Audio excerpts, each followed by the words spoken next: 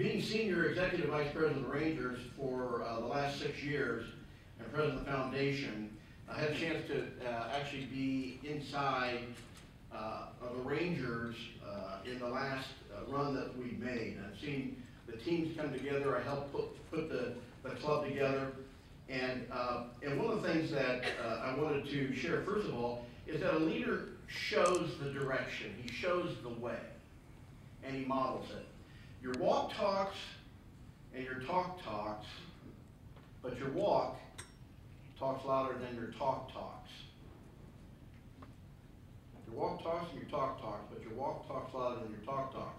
Eddie Childs, one of the early owners of the Rangers and also in the oil business, said, Jim, it's not what you expect people to do, it's what you inspect.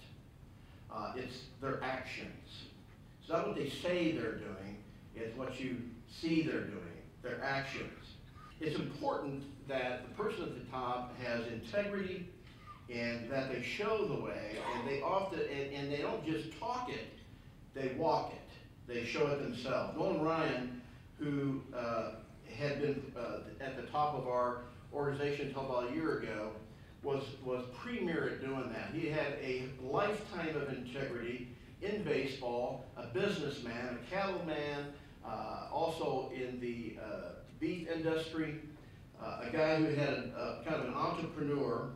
And I had the ability, I was telling people earlier, I had the ability to broker him into the organization. Several years ago, our owner decided he thought he could move our president to one of the other sports that he owned. He owned the Rangers, and he owned the Dallas Stars, and that we would run by an executive team, which in my view was not a good direction. I didn't necessarily say that. I took a major risk in my career to actually call Nolan up and say, hey, I was like your owner of the Rangers, president of the Rangers, and he wasn't real keen on that at first. Talked to the owner. Owner says, you know, I'd love it, but I'm not sure he would be willing to come back. 9 days later, Nolan was president of the Rangers. And what he brought was a philosophy, credibility, stamina. He understood the game. He was a business guy. We moved into what was a fan-friendly, family-friendly organization.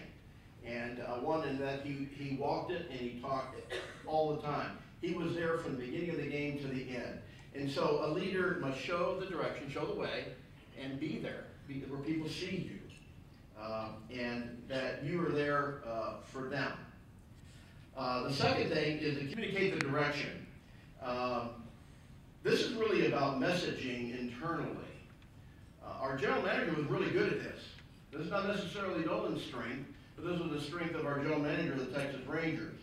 And so he was able to message, which is selling and marketing the vision. What it is you're trying to do. There could be 3, 5, 6 bullet points. The smaller the better, but whatever it is, you are touching on it all the time with the people you're engaging on a regular basis. You're constantly selling and marketing the idea. You know, today in our busy world, how many times do you have to see a piece of marketing before you actually buy into it?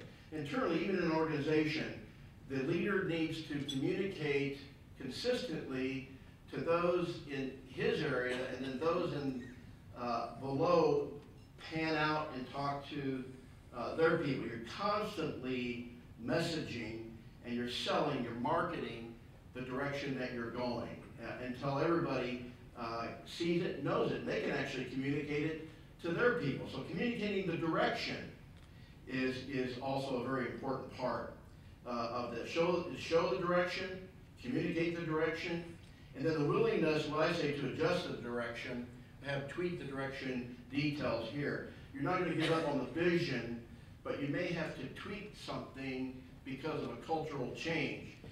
And I've come to realize that if you push your will against what you can't control, you're going to end up with blood all over your face. And so you learn to push your will against what you can control. And otherwise, it's like holding back an ocean. You've got to have a willingness to adjust or tweak directional details. Not necessarily the vision, but because of the culture and the changing times, a person has to be able to adjust. So a leader shows the way, the direction, communicates the direction internally, so everybody's on board, and then there has to be a willingness to adjust, otherwise you wear yourself out.